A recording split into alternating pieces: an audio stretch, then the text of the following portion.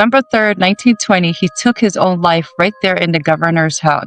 And some say his ghost still walks through the grounds at night.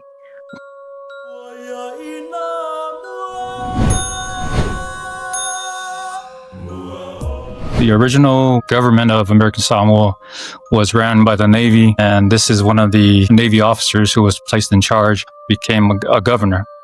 And there was a lot of resistance, a lot of backlash by his means of authority, the different types of policies that he put in play. And one of the unique ones was his policy on his sailors or his naval men marrying the Samoan women.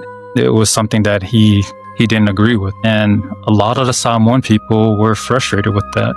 We always talk about the baby boomers, right? After war, soldiers come back and, they're having a bunch of kids. So these are results of the war. And something similar also occurred in Samoa. But what was the result of that policy?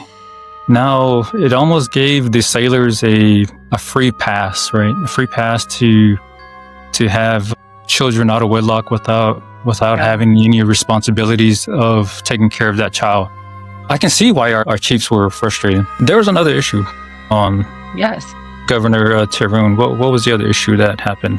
He tried to ban the fono because he felt like they were plotting against him. The governor was also in charge of the local governors, right? So the local governors were like the governor of the East and the governor of the West.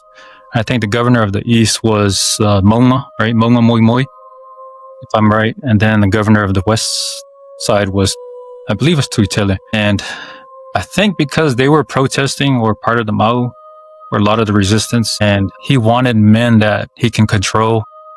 And I think he removed them. And that's what really riled up the Samoans, because these are their, two top chiefs of the island. And I couldn't recall who he had put in place, but that was another reason. But wasn't there a naval, executive officer or someone below him? Yeah. 3 other people who were part of his staff.